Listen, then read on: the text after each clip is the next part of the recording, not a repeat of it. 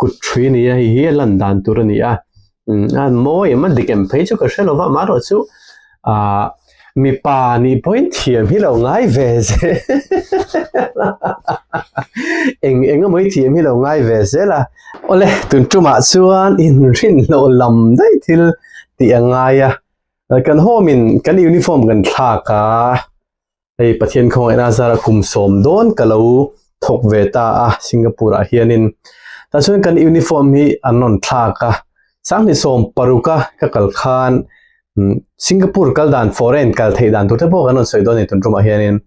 สังนิสมปารุกะฟอเรนกัลคานินสิงคโปร์กัลคานกันฟอร์มมาสับเบอร์ทลากกันนนติลังโดนะ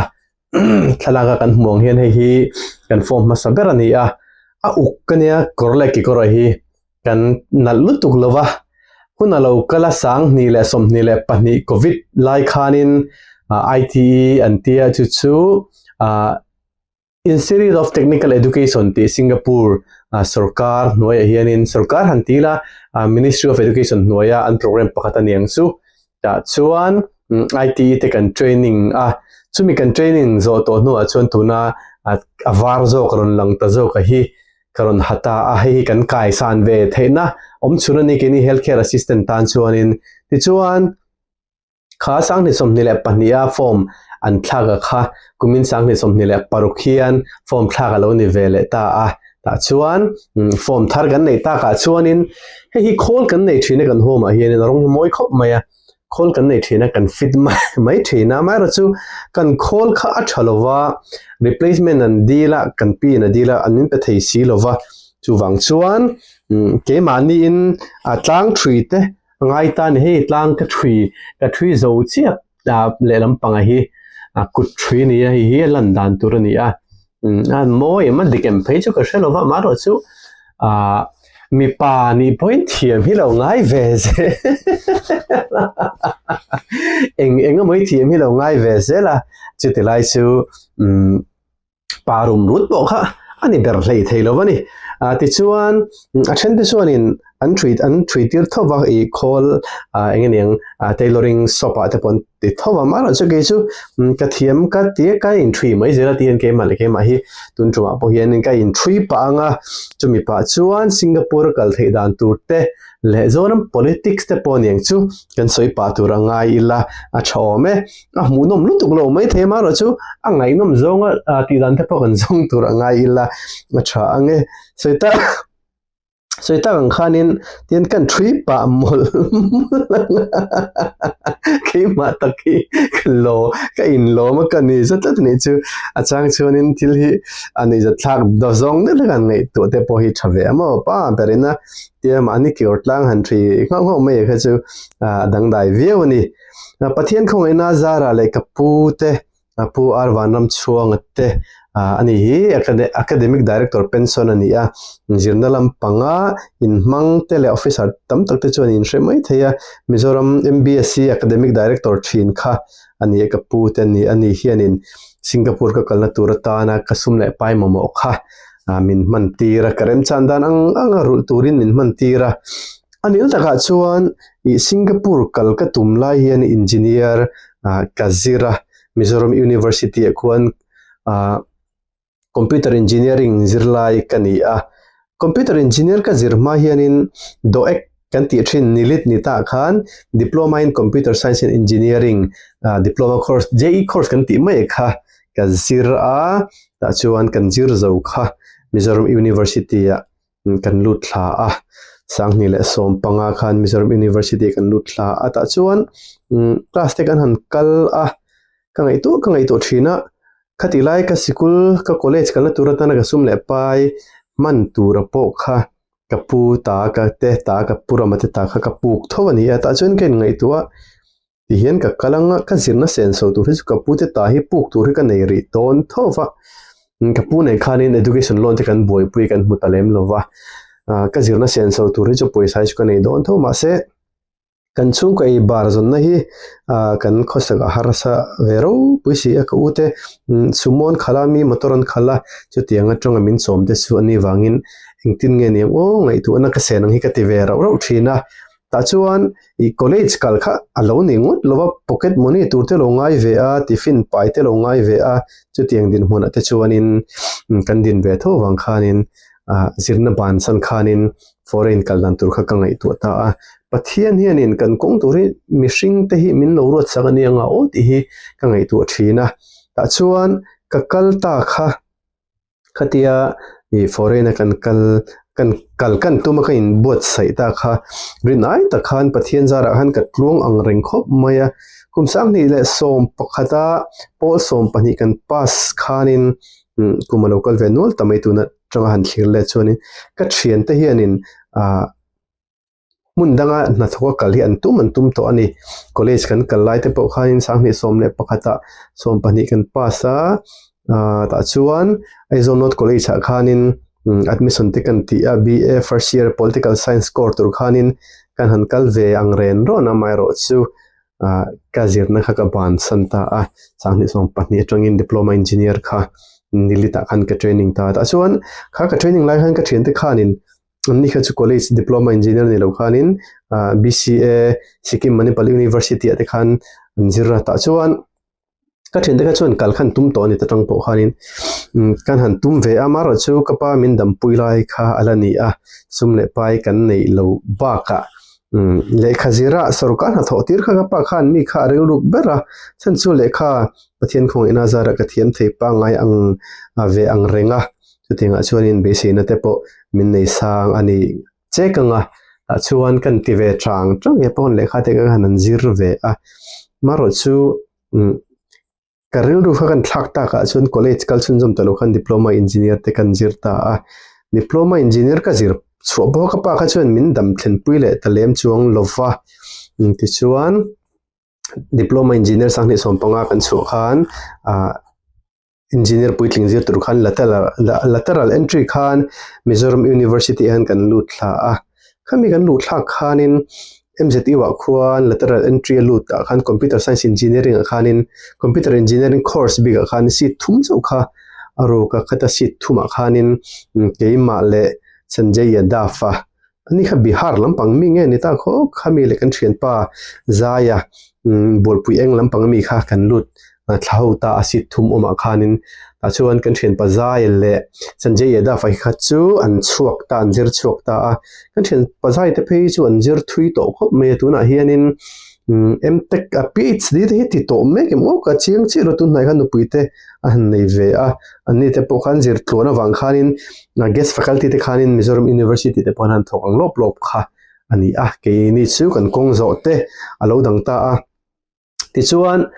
kha zirna lama cholo ni ta sela makdeu chu graduate tur hianin admission hi ka tinem to khop maya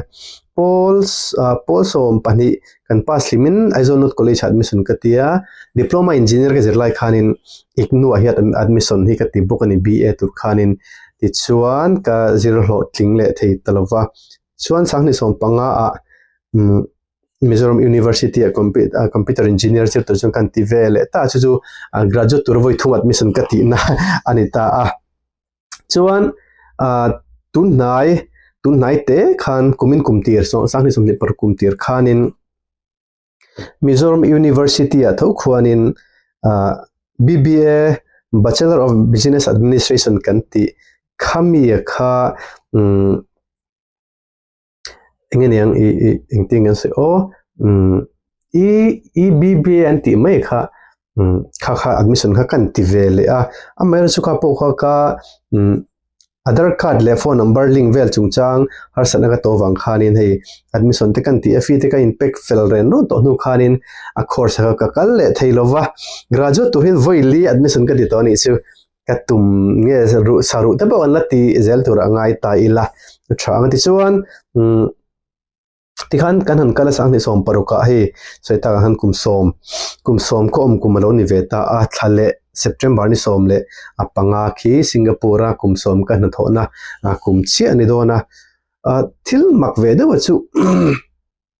mizo te hianin kan line tur hi kan lo thlang fel har kho mai hi alo nia soita kan khan kumsom don kan han omve nuwa po hianin kan thian te then khathian kalo kalve do hen laron ti deu che mai chofa a then chu tun nai miron betu te po MA te an jir choka foreign kalte an han du'a minon bia an le khathiam na te hi azom thina chu mi ni ro ro chuanin mizo te hianin kan tum perai hianin chiang ma chatai la entiana ki chu kapuitlin huna chuan foreign na thoka kalka du ani ti ngai tu na kan nei sa ren ron chuan foreign thoka kal turatana course chabber chu nursing course ni tani nurse ni hi tani entinan nurse khan BSc nursing oma GNM oma ANM omboka health worker kan ti te po hi engeniang experience ne nan chuan thil thatak thil tangkai takha ani ve thoni ti te po kha sheta ila chu chu kan lo kal ve duwa ru man te kan siam kan rilwin tin zone ani kha chuanin Paul som kan pass tira tangin a health worker te chu a training thei tur hian Paul som panin te toim ka a chiang chi lova tunma de ka chun Paul som pass khan a health worker te kha training thei thin kha ani a ti chuan khatiang ni lo nurse te kan training du ni chuan emo foreign kal kan tum ni ka chun nursing course zir kha apoi mo ber khati ke ma chun chu ka suggest stop ta tian I miron bethina chu ting khating chune kalve ka du engtin nge ning ti hianin nurse zir le ta chu te kalo ti thine kalo suggest thina amai ro chu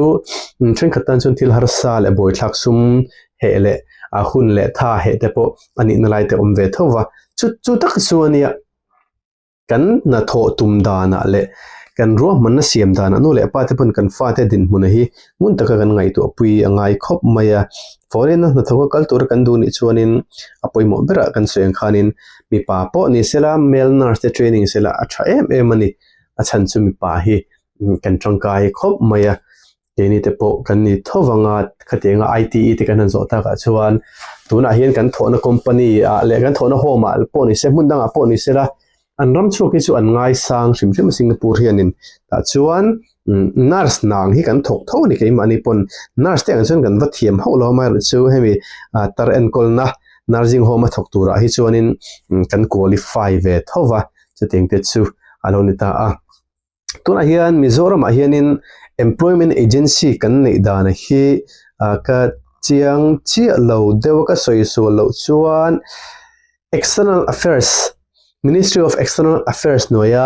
danang thlapa in registera agency kan nei hi tunin pali borvel kan nei in kashria a kan shriat khowa chun ni ta a JJ te zofa te le adang pani kha Instagram han ka muthin ngoro ka soimai don kan thengila khatiang kha ani a dan ang thlapakal kha sarkar po Mizoram sarkar kan nei mek po hinin angai poimo a amboi puina sa ani ti te po hata ila ta chuan foreign kalve ka duwa chu teng khating chunia ti miram bethina kema pon kalo ko mothina JJ te zofa te hi ka hriat laran ni wang kalo ko mothina anni kan agency nei pani bi khan soitel ka hriat be chun ten ni a anni po hi du thu sam hi anlan ni lo de uhleka achan chu hi an na thok thon thei te hi an tam lo ma angin domestic helper kan ti mi na tur kan ti le healthcare assistant kan ti te nurse te hi an thon thei chun hi ani de mai in country a ti lai hi registration in nei ta sa chan han le de ulati hi kalo du sakna cheu le angin ka in malak na in thei top chuna du khop do na te po ni ta sela ka thil thu hi moi men lok the ang mi pani bon thiam thong ngai ka ti kha ma han la ta ula tun aya na sa hianin engtin nge mizo thalai te in thon chu theng di te po hian ngai tu ta ula politics kan soilut lokanga politics is ang ne somni la pare din thana hianin rem chan chuan pathin rematia pathin chula ti ni chuanin in candidate nge po ka tuma chuta ka lo in candidate theini chuan mizo thalai abik takin kan bial chung tu te pon in khoilangi kan bial don te chula shelova kan party luna zir te pon ani anga ta chuan kan bial chung thalai te tam theng ber hi foreign kal theng tur hi ka boi pui don MLA kan in candidate the kan tling ani phot chuanin Mizoram thalai tan thei top kan chu dona ba ka bial chung mi puite thalai te tam theng ber foreign an kal thena turin na kan thok dona chu tianga na thoka kal du tan chuanin in bial to ML ni kha ni tan kha min du view mai theya minot view mai theya chu tiang chu ma kan lak dan tur ani a politics a zon lu mol ve top kha kan tu man ni lem lova thalai te na ezon na kong om zen ezok in tho theina tur tan khanin politics a kan lu zani pon kha kha kan awla tur le kan malak na tur te po ani dona chu tilai chu lo theta ila internan kan agency ne mek ten po kan trong howanga training te career guidance training te po kanin pe anga tuna hian kan thalai te hian Mizoram chunga na tho tur wang ti kan ria kan boi khop maya MPSC le MZP te pon engen yang thil thazok du na wangin ro man te pon han nei mek zel tur angai ila chutiang te ni wang chuan thalai tamzo khianin competitive fee kan exam don lova chu chianga athiam le theide chuan an exam ang adikani maro chu thalai tamjok te hin kan exam don lova chu exam velo tur te tan chuan sarkar na tho tum lo foreigner ezon na ngai to kal tum hitam takin omin karinga chu tiang te tana poimo chuan tuna class 10 in ni mek chuan class 10 in pass vele health worker de class 10 pass ala training theini chun lo training ula pol som pani atanga training theini chu pon pol som pani in pasuna health worker te lo training lok sa ula chuan nurse zirhi kan war khangai tak mewa tuna hianin Mizoram atanga kal mizote abik takin Singapore ommek te hianin thakhata hian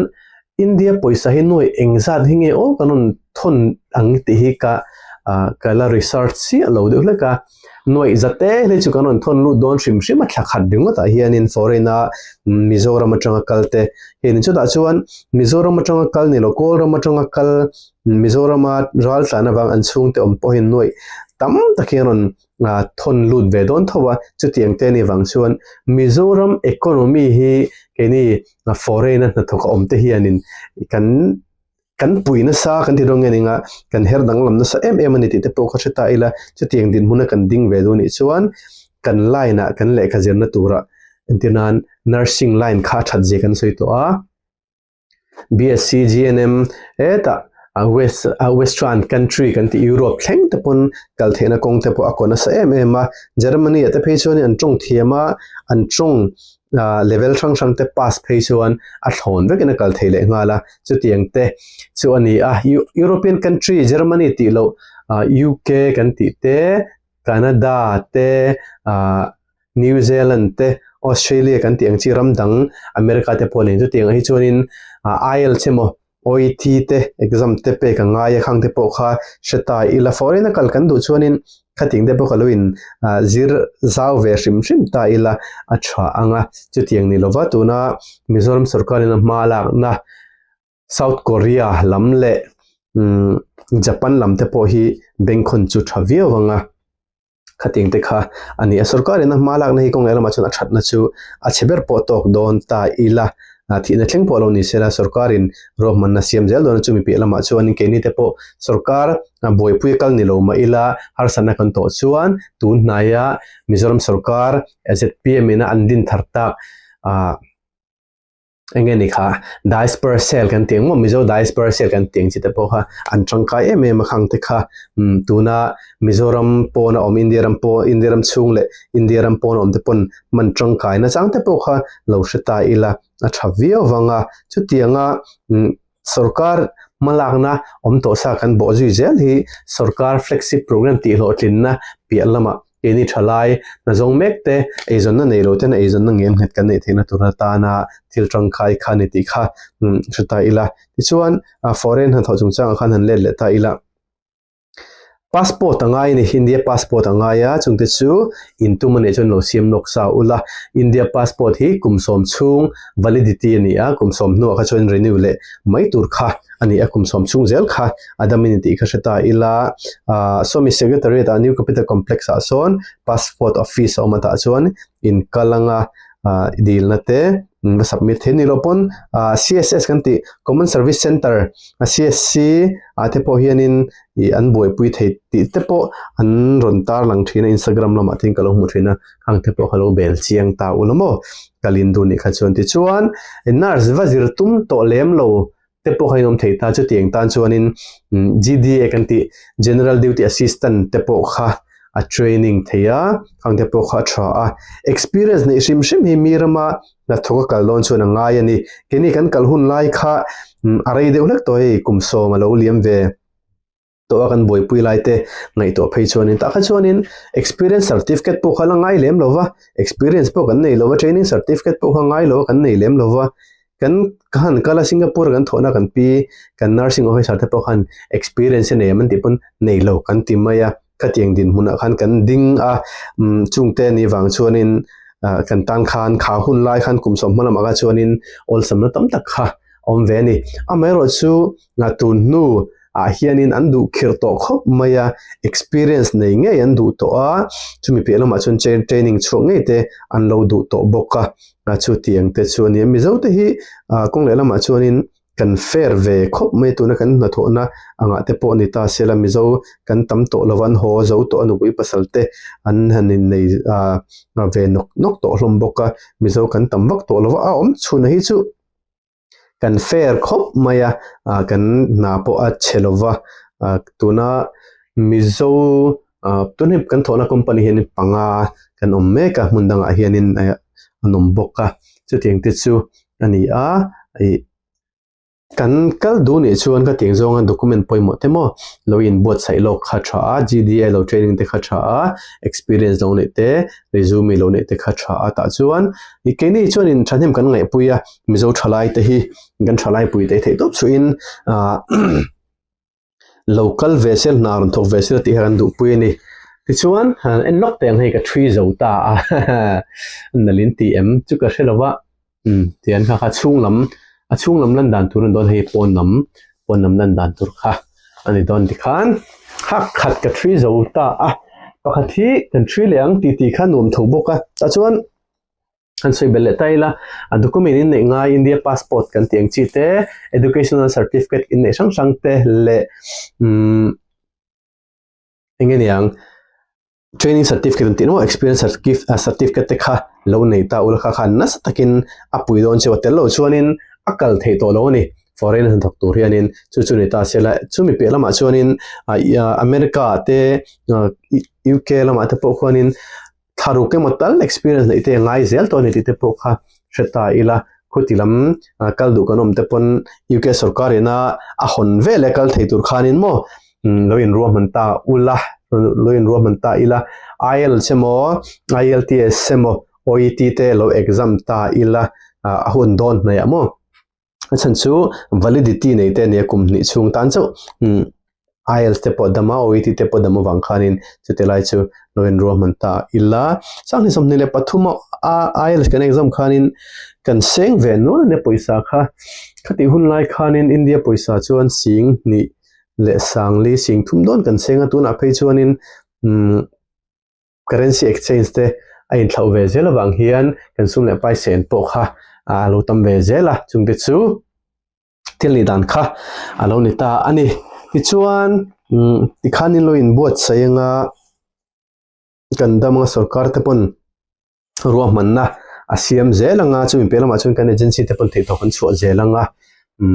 kong hi chu rom zel don ni te po shata ila chuan pakhathi kan thri le lo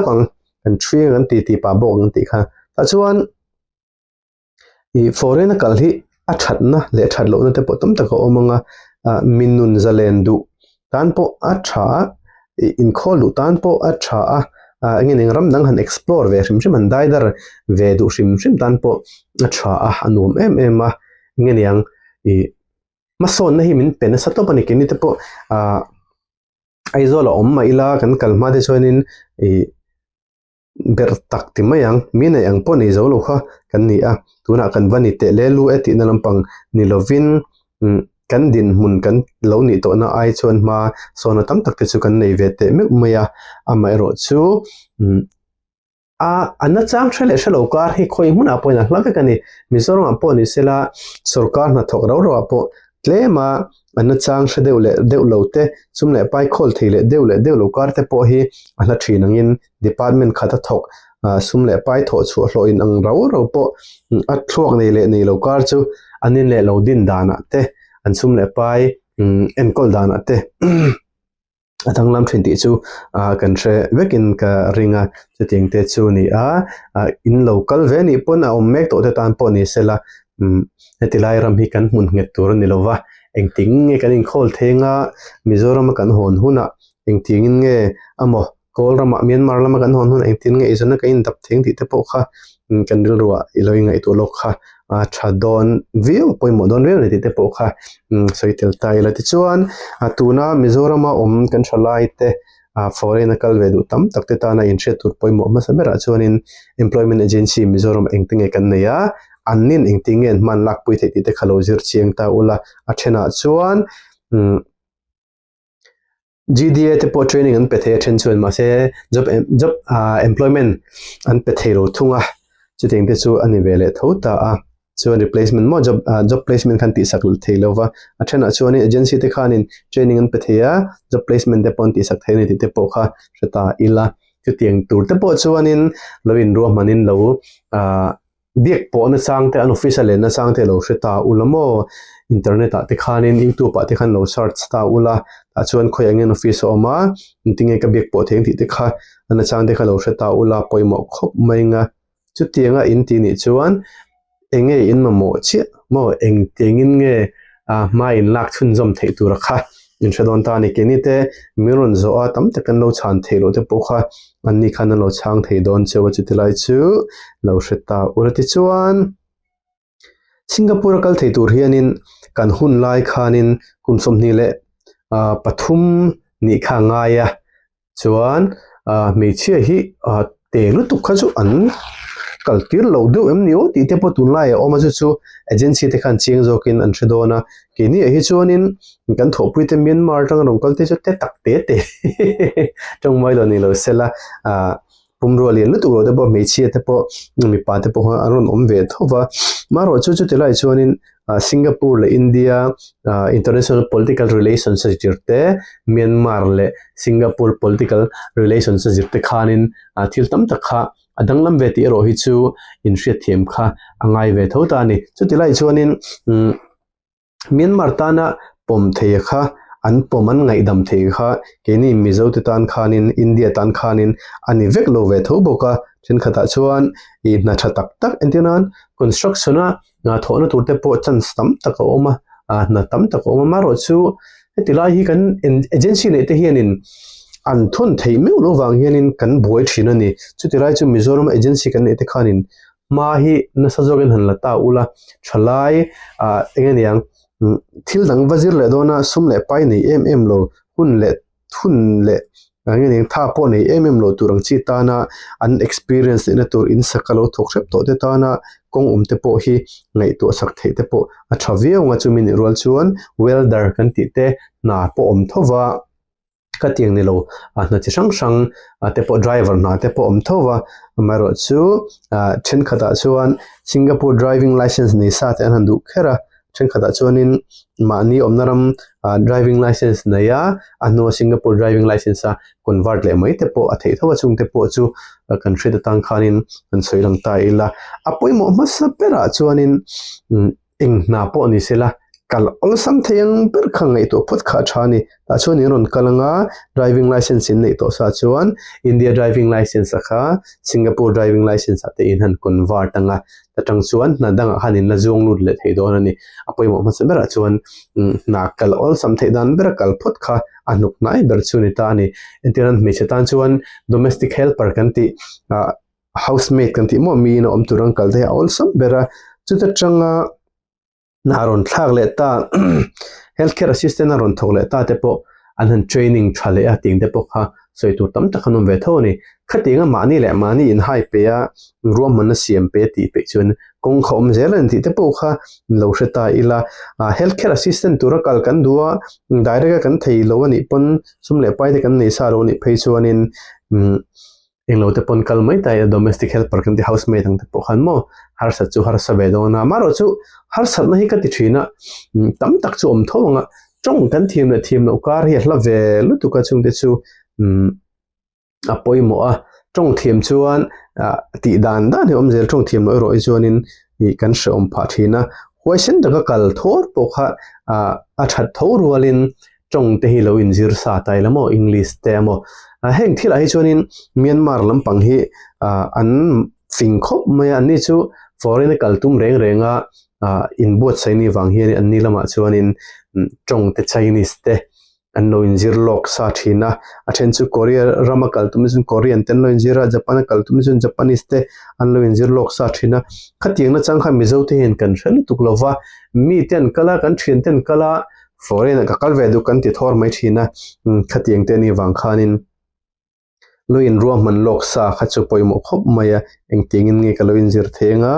engtingin nge anram culture te antong man te enge ni tia mani le mani ina research lo be ve mo lo zir chin lok ve te po kha athil tangkai tak nang mani pui thei tu cheu khani dona entinan tilai hmuna kan no om to sa eng mahar sanat po tok ula nang mani pui turin kan omsa vek to mizo kan tam to shroi tu fel tak tak te kan neya Mizo Christian Fellowship of Singapore te kan ne chu tenga te chuanin in ron kalani pon nang mani point thlasung mi lovin roin register ula ronin khom ula chuanin chiat that kan to ni khuwa po I ke mani min boi pui thei tu pola ding to sa ni ti te po kha lo hre thar ta ulamo thamong takhani in tu in fa te local du te po kha rong kaltir phalta ula nule pa te po kha nin he kin te po kan oma kan chiat that kan to chuanin biak po zung thei kan ni chung te po chu lo hre illa tha anga kal du kan omani kha chuanin Mizoram agency kan ne te kha lo bel bul photta ula kol ram pang hi chu ka soi ngam chi nova ka hrelo tu lo wang hianin chung te po chu lo ni ta sela kol ram pang atang po khanin rong kal to ke chunom thowa Mizo po hi kal to nom renga akol taka hi atamzo kan ni wang hian kal anon lut chok na sa kan thopui te po za somsari ju kol an ni nga tin soitai kan soi su lo mai ten chu tin khop chuanin an tamani ke mani hom reng ta po hin chu ting te chu anita khatilai khan na chungchang bika chuanita sela tun din huna hianin employment agency te hianin agency fee hian ka soi sualin ka ring dewa noi ni chong chon la to in ka ria ka soi sual sungan kalai po kan no kan le singruk kha kan sen khani chu sa kum som kalta khan tuna hin engza chingen la ki ka shelova chungte po chu nang mani te han in beng warta ulamo local tour te khanin chungting te chuni ta sel te chuan domestic helper hi chuanin loan an kaltir thei wang hianin loan hi thlanga te an rul tiring ka hria ka soi sual lo tur angai ila chuting te chu ani kalve kan du ni chuan employment agency te khalo beta ula apoimo don ani ti chuan lo chungchang hi tundin huna hianin ke mani home bi ka tang kan soinga kan thona tang bi hianin aron thok thar te hianin dollar zakwa le tm ni on lo ve tak khale o chutiang te ni wang chuan an lo hi a thato khop me dollar zakwa chu tundin huna poisa hlutna thlengna tanga chut chuanin India poisa chuan sing ruk le sangli sanga ti chombor vel khani der toni chu anita chuting khopa hlo that to wang chuanin rei tak omtum lem lo tan po engeniang mani ezon na bultana turata na intok du tan po thil ti theina thil tangkai takha ani don ni te po kha nro omta sela chumini rol chuan iron kalanga intinan Mizoram kan hon huna emo kolram kan hon huna engting e kan zonanga Singapore komla hianin coursing e training la Mizoram e zonna ne mo kolram e zonna tan kaman tangkai le tu te po kha ngai to na te po kha in sen kha poimo a chute ngai ti thei in ti lotling theini po chun ta tangin in capital tour in sumdon capital tuk te po kha in tuk sa ngal theini ti te po kha nganiang i tlema ma khone de la kan soita ila thin khatan chona phur om view po in kan ring ti chuan tunagaran soi thlo kha singruk sang thum singruk sanga ti borvela ka chu ke mani healthcare assistant kai mani thona company ni ta ke mani aya hlo tha hi an tam khop maya ta chuan ke mani biga hianin housing allowance dollar zaruk Singapore dollar zaruk India poisa chun singli le sangli sanga chobor vel kha inlo man turhimin pettela chuting te nena chu chuanin avain $1 ang chun dollar sang khat le zanga ti so borvel khan basic ang khan a chiar ve thei ta ni chumo khan in lo manga dollar zaru ai tlo min lo mu pon dollar zaru ka chukan company khana peshim trim ta abba ka khachon mani pocket money kal vele mai ta kha thil kal dan mangani ti chuan chumi lo le chuan domestic helper kan ti mi na om te hianin tun din huna hianin atlem berboin dollar zanga tang hi chun bulan tran to in kan tretlang puya ai hnem chu omlu tu lo tur angai ila dollar zanga ni chuan singthum sanga teroni sauta domestic helper turin poret pass atok maya healthcare assistant tourism posom tal pass kha ngai vanity kha lokse boktai ila acha ome ti chuan na chungchang bi ka chun chukhang kha anitlang pui anga na hi atrau tre lai le engting kun lai nge na aom le donam tiang chi de zo ne kan tong fo hi soilok thei ni lova tinan zan khathil tuwa staff chen katen thiling manu ti palaw company ten an lo thon horum rum ni chen na kha post kha om vele vut thei thowa amai ro chu khatiang ni lova post om lei thei ro te po kha om chang ni chu om ve thowa chung de po chu kan reda tan khanin acha anga ti chuan enge in hriat tur poimo la tur omang ele in chungchang hi chuanin mizoril rem zong hi ani deuh tlang puin kan ringa ke hi sarivai thun hi kani ka e du veka katan chuanin har satna hi omlem lova maro chu vegetarian tan po ni se non veg tan po ni sela e turi chulung e turum lova chinese hian e turin lo nga khopa chungte chu ani ele na chunlung e turum lova bu hi kan chopui ber kan ring tho singapore po hianin chutiang te chu ani kanin siam rem thei khop ani mezo te hi mo tiang te chu ni nga ti chuan top lampang nei don tai le ka thui zo vele trap to pakhat zo ka hi politics sungchang han soita ila kan thachang wasang ni somni le pare ta hian in thlan om dona mle in thlan om le dona ta chuan kumin kum to pa hianin pathian in rematia mishing ramro na te hotlinna achang ni chon chol mangin singapore tangin mizoram aron honte kan tuma chutinga po chuanin mizo thalai foreign kal du engen engzo du nei te inom pon channel description han ka phone number ka whatsapp number te ma ta chuan kan lo leng dona thil zo je kan du mai channel big che kan du ti du tan po khanin kun kanin pe thei tur angai ila maro chu run soilo ve ta ulatro program te tangin karoin set na sang rang view si chu ting te ni wang chuanin kanin ti thon lo nan kanan soi advance te polo ni ta sera ta chuan kumin kum to pa kalo hon huna hianin politics kalu don te po karon ti chiang tura kanga ya kain base ya kanun ho anga base nga kan akan tumanga omani chuanin politics te po lu kan tuma sang ni somni le pare ta te po hianin in candidate te po hagan han tin zone ve chuti lai chu pathian thu thun hi chu mishing na remro nei ju saremro na po atluk lo wangin pathian in remati ni chuan kan dinga tula ti ni chuan kan ding MLA te po kan ninga minister te po kan ni anga mizoram tan thi top te po kan la chu anga amai ro chu pathian in remlo ve ti chuan ha chu pathian thu ni thunga kan kal mai kha athadon ani ta chuan lut ve tai la politics te kesu kat politics clear dan po hi afrang atlang khop maya candidate ling lo tur politics lu hi ka tum lem lo wa chan chu tuna te po youtuber kan ni content creator kan ni kan mu le kan clear dan dik ni kan ret ten video te reaction kan sim thil ni chen khani chon mi an mu zpm khop maya thu dik ni ka soi thina wang hin zpm in thu dik le thil tha hi an tinga chu wang chon min mu zpm mai ne nga ti ngai dan ni ol sam takin kan nei ve thowani maro chu political party kan la lu lo wang hianin eng tiang pon miron soi thin ma sela kan political party zom tur kan zom ma ka chuanin chumi khamit political party mi le sa chu ani ti anga kan chungchang min soi sak thin hi chitlem chuanin min khongai ve de kula lo in sum ve de lek ta ula big takin keima channel apun comment ka don hnum chu nang le vartrian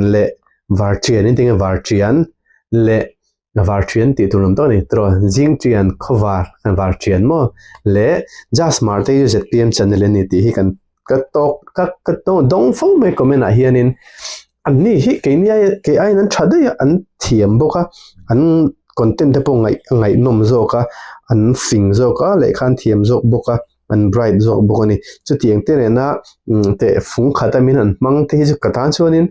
lom lo thei lo kha ani thung dai ni chu tiang te chu ni a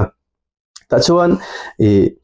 politics a hian candidate ka channo lo jing ju lu buang bar he ka tum lem lova chan chu tin kan lu lo politics a kanom lo political party zom kan nei lova heti ke mani na mimal kan ngai dan te le ram min chu teng kha teng chun kalsel ramina a that pui zo kong ti ngai dan ne ya kan lo au hi ke chu hlok thak ka ti a ni pui te pon political party kan zom lo chu ngi chuanin party mi le sang ya min han address ngot thin lai hi chu loin sum sham ngo ti kan cha du chowa intunan sang ni som ni pare tin thana congress emo MNF moron tlingta sela chuta chuanin ZPM kan ni zelo de pokha in la ron fi ve thein ti te pokha kan han soi du a ruling line ni a tuna chon ZPM te top an chua alana wang le mi pui mi mir thlerna te pokan beng khon ve tho wang hianin ke mani mi mal ngai dan ngora thil hanti kan ni lo de lak na lai te po hi om ve tho ni te po min thret sakta ulla ta chuan political party ngeniang candidate ka chandon lo political party ka zom don lo ka ti to kha political party zom ngota ke chu party avo ma chan lam nei vaka vo ma thul ka tilova om lo ka tin tu na ka din huna tang he chan chu content creator kan ni a puwana te po zoram ta na thanem ngai zia te zoram ma ngai zia te le auna se je tu kho khai gan hai me ro ni amai ro chu politics field ta anvalu ta ka chuan politics atang khan han chol le po ni sela kan mu dan le kan thlir dang kha politics chung changa soi chuan chan lampang nei on lampang nei kan ngai zel to lai hianin politics a hian in candidate ka changdon on ni chuan seat ka changdon on ni chuan MLA seat politics a lu ka tum lo je chu ti khana ti chiangin ka ringa valu vetting tang nu ka chuanin chuak le po ni la chumi khami lampang chu ti kha kan ni vek do don ti hi ami alo chuanin interesa in ka ringa chu wang chuan MLA seat kan changdon lo candidate kan changdon lo ni chuanin politics a hian lu hi ka tum lo bur ani ti kha ta ila maro chu tiang ni lova a role danga kan tela ni chuanin antinan MLA te mon lo oma PA tu te min so ma chun politics a lu lem lo khan PA te pon va tan dan kong te phei chu om tho tur angai ta ila chu te lai chulun ta se ka thui zo pakhat le lama hi tlang khata hi no ento na lin TM ka thui TM TM tian thui zo ta ni chuan ta chuan politics a khan han choi le taila kan lo lut ve ro ani chuan Mizoram hian aton san the ang berat thlen the na ni te to kan chu dona chan chu in shri anga hei pathian khong ina zara kum som don foreign kan lo om na hianin Mizoram ta na ra tha kan chu ve the na tur le kan chang ka in tur hi tam ta ka omai ti hi ka clear ve dan ani a chan chu mirama engting nge an raman enkola engtingin nge an raman kai roya an malak na te engtingin nge angai tu na engtinga thui nge an senti te kan lo zir chiang kan lo zir ve akem ani pon kan ram kan set hianin te teng khating chuan ti ve sela tunai hianin kan din huna sang ti a thlen na sang te po kan lo ne kan lo au puina sat to je te kha chu a hre tu ve kan ne khating ni wang khanin politics a kan lut ve ni chun ti to pan chu dona tourism hianina Mizoram economy angor ngin theidan asoi dangam theidan ji hi kashia hantila mithiam kan ni ati na lampang ni lovin kan experience atang hin alang khop mai ta chuan Mizoram ina tourism ma kan lak sat thei ziate man tang kai thei dur thil tam takan nei ziate hi kan trade tha a re ek arengot po khwanin tourist attraction site implement tur hi tam takhi omani chu tiang che chuan sel su ka te po sonin chu tinga ti tu te po chu om boka chung te chu ke mana mi mal ta kalo clear ve na te po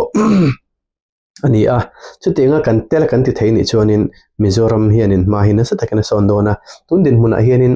Mizoram sarkarina angai poemo tu lati nge tur chu engtiangin nge Mizoram mi puite ipte poisa hi antana thanami silo chi angalak sakni silo wa an ipte poisa aman chotir dan tur hi Mizoram sarkar hianin ti tak zet angai tu na sen hi angaya chutilai ta na thil tongkai takachu tourism hi ni ta ni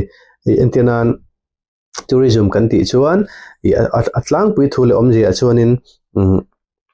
entertainment lampang te pokok ta ni hey mina ahun olwa man na turte le afa in ti lim na tur lampang kha ko wangin chutenga chuan mi puiten nu le pa ten an tu le an fa te chuteng kha tenga chuan an siam kan kalve du an tia anipte poisa nami lova an phorchua Mizoram sarkara lu dan tur hi ngai to hi ngai ta chu taka chu tuna kan sarkar po hianin angai to chothem ka poimo ta ni tax kan lak chuanin chhe kan ti ana kan ti ni amaro chu tax sang kal ni silo maro chu revenue sumle pai sarkari na mu thei dan tur kong hi kong tam taka omdona chu tirai chu sarkar hianin ngai to thiam chuan chu sarkar tan thil tangkai tur ren dona revenue kha amu thadona ni chu tilai chu keni pon kan ron ngai poimo tur chu ni ta ron hon chuanin chu tenga politics kan lut vete ni chuanin ti chuan ki chu ngai dan hi mi mang ngai dan hi chu tlang dawin ka soimai thina pola Singapore te poni sela kan telvena pol sang sang apo hianin i kan ngai dan kha athaber kalo mai the atlang nge khalo mai the amero chu ke kani ngai dan kan ei ni ti a mani ngai dan au chu puingam hi kani ve wang hianin akhoi apo hianin ka zam lutuk lembik lova chu tengte ni wang chuan Mizoram ina i ti selaka du ka ngai poimo em thil han soi ka du chu Mizoram sarkar hian ke chu zu hi zuar se ti hi ka du hlom to pani zu hi ka in mi alo amaro chu Mizoram economics ahong dan tur Mizoram economy siam thana tur man ro tangkai ani tur zia le Mizo thalai te nu le pa te zu inan tam zia te zu thalawan in sa zia te thlir hi chuanin sarkar hianin zu zora hi ati mak mo jinga hian angai the to ni ti hi ke chu ka mu dan ani maro chu zuar ti khan omje nei lova zor top phayami asenchi samami zulak lua zor top kha ke ma chuan ani hau lova ke manin kan tual to zu kan ti angchi te hi kan siama khwal jin kan nga to chumi tena anron ngeniang anron jin po kan ram ina kan original kan lo so ve tur thil kha ani ta ni chutilai chu sarkar tu te po sarkar sela tlak khuam omjani te ka an kalpui hi athul tak me to ata chuan engting nge lo siam ta sela kan thatpui dan tur ti ten soita ila ama sabera chuanin kha an siam na tanga chiaron lut sang khanin Mizoram police te excise and narcotics department te kan thum chak dom ni chumi khami chuanin zurui boya wangin har sanna omati min an har sanna an to an phone tan jung turin police te motor nen police fit tak ten khanin kan la don ani chuta chiar ting khoma chen tiana tuna sangni somni pareta ZPM lo sarkar le ta entiana ni chu ta chuan I zuzor kha an ron ril ru ta ni ta chun lo ril ru ta sela sangni somni le pareta chun kumto pakin thangona somni pakwa in bot saina kalangaya somthuma alok na kharo om chotan to doni somthum kum chonulam panga Mizoram police excise kha lak bel chon ngai to ta ni ta chuan har satna boina tokte kutin thlakte inchung khur har satna tokte na an phone po mi har sami lo an pan jung man nak jung thein tur khanin force lampang thom chaknan sumle pai mu kha kan mangdon ta ni chuan hunalo kalanga khatenga mi puitena kan insiam rem thiam huna chuan khang kan sumle pai zu chiatang kan mu te kha development atan te kan mangdon ani intinan kan mamo sang atan kan man tangkai tur khanin na poimo don tan he thela hianin zu zora hi state sarkarina athune na azinga mini India rama po zu zor khamna sete ponom be thota maro chu tamjo ke chun zu an zuara chu tilai chuanin kan indu tho sia zu zor na muna kan tu kan fathe le khazirin kan da du tho sia kan da ngam tho sia zirna sangjok be sein ngatinge ke mani hian kan ti ve mailo ko ran pon sum thiang him lo pot thulovin eiruk sumani le ni lo te smuggling atang suman mu le ani le ni lo te pot thulovin pathian ramanon thelu ho kan dong ve kan lom ni ngatinge kan ni ngam mai lo zu kan zor wa kan Christian na hi adal pha donam ni ani le kan zor lo ti chung hianin sarkar en zor lova mala lo chung hianin zu cheina wang thi zo za hi hedi zo hi ngai to na kan se ngaim chuti zo ngai to na kan sen huna chen ko ran po hianin omjane takin sarkar hin ma han la ta u chuti ni ro chuanin kan chalai te an thlara nun chan man lovin dam doi ten anin ei hlum phuk se chuwang chuanin nun omjane tak kan ne ngai ni dam doi hi rem theinan zu hi omjane takin kan ram economy siam thatur si in ro man han siam teu ti na sang he chu an hre ta ngai to politics khovel he chu mak khoba kin angai zel tho box si kong lela ma chon i ngin ro rel na phone sel turin chu ting te ni wang chuanin kin lo chona ti thingot si lova huai sen taka tram khat engeni tram khada hanti sela ta chun omjane taka ruwa manna kan siam te pho chuanin atira tram tran tir tangin somni pare te in thlan tur don somni pare kum to pani somni pa go kum tir tanga dan te siam thada budget si chuna te bil te putlua dan te siam thata mala ngal zung zung ani chuan somni pa go somthum chhovera chuanin kan siam ran rem fe man to dona ta chuan somthum le pathum a in thlan le tur don ta chuanin an kal dan hi tha a thalai te pon tam takan siam saka chu wang chuanin ei zon mumul tak pia baka kan economy te po siam tha ti in thlan le po hianin kan thlan tlin le theina tur hian eng tep ter de wani lo ministry tran tira bul tran tira hianin minister huai do gen ma han la ta sela ta chuan ke chu ko lo du dana chuanin excise te home te hi chu minister pakhat noi hen om ta sela en kol ta sela ta chuan I enforcement law an kalpui dona ol sam tak khanin an kalpui theidan khom don ta ni entinan home ministry na ti na turom dona excise and narcotics department in home department ti na tur pelama excise na mala an tur khom don bokta ni khatiang zong khanin ministry pakhat minister pakhat en kon noi kalsela thil kha ol sam don an dite po hi ema chuanin kalo thlir dan ani ministry sang a hian home department le excise and narcotics department hi an chan shantir dai thin lai hi kema chuanin chungte chu kalong ngai mo boka minister pakhatin enkol sela law and order kal zung thenga ti khan antenan khamine na in miltur department engeniang taxation nge in milanga law and judicial nge in milanga ting te kha le enkol tel tir le bokta selamo chu ting te chuan ta sela agriculture horticulture sericulture kan tiang chi te le soil water conservation department ang chi te irrigation department te poi minister pakaten han chang thei sela chuanin thil in relate lu tuk in zulu tuk thil kha anita ni kha ting zong zong kha kan minister wa dor tur tele minister pakatina malak na sang tur khanin chakle zol zo kum jene zol zo kha kan kal thin tur kong hi ani ti khi ke chu ka mu dan ani wang in chu chu ni sarkar a hian ministry a hian in MLA te ne vetai la chuanin kan MLA ngoi vung chu kan ni kharing lem lova baka development du na wanga sarkara lu du te kan lo ani na tur te posor ang ni MLA politician han ni du na te po kha kan lo ni na te kha ani ve bok nen kong le lama chuanin kan tangkai view in kan ringa minister huai tak in thlan le po tlak nga mina home department le excise and narcotics department hi en kol kopta sela ta chuan zu zorte ro implement ta sela chuanin le pe ke chu poilo tlama ila ministry kal don tho chuanin omjane takin ma kan la thengti angam minister tingam department en kol huam kan nei huna chuanin tuna hianin kan chang ka nga kan hmalak na te point omje hi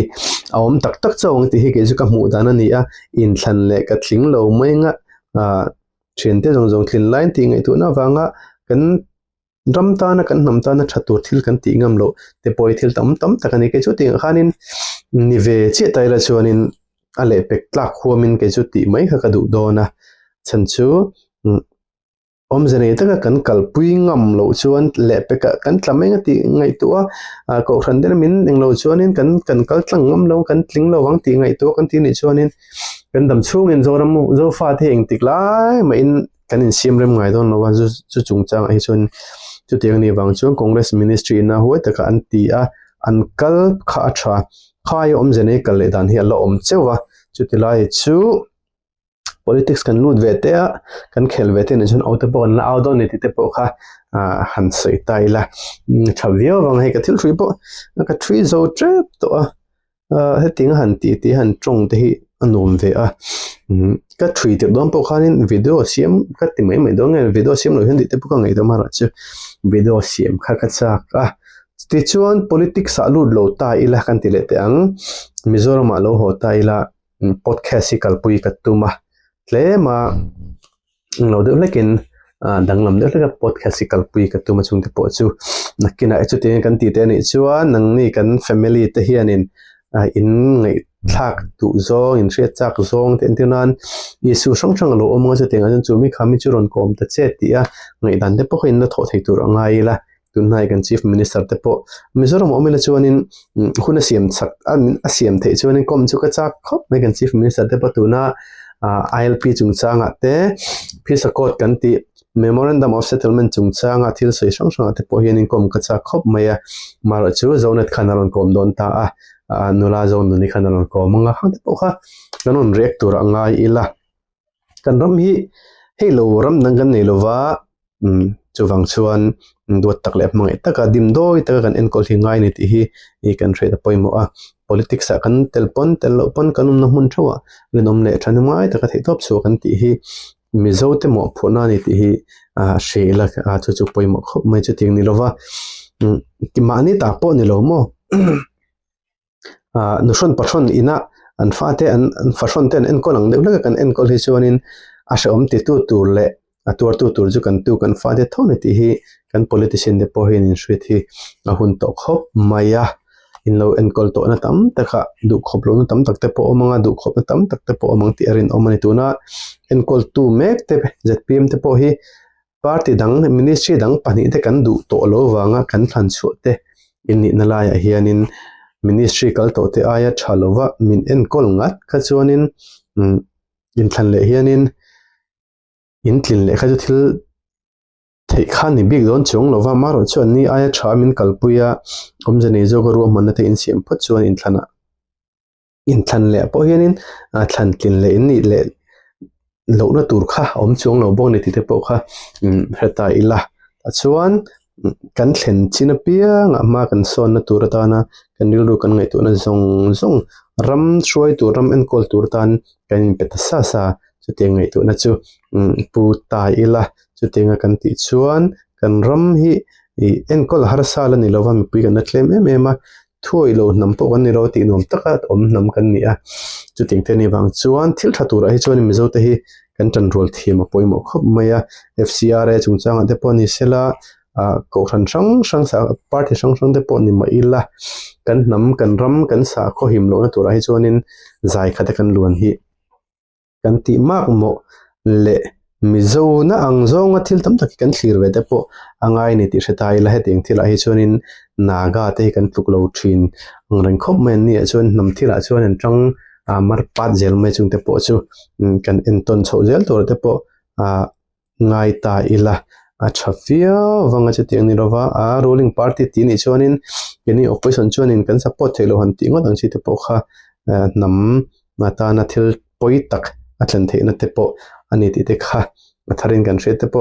thavia o me eng po chu ni sela tuntum kan video chuan lo du tok do don ta ila thome ka khola siam sai na dai lo de la kai a thui chu ka thui zo mai to ne tuna tan chuan kan video te khati zong kha lo ni phot do se hun man nuam vek ule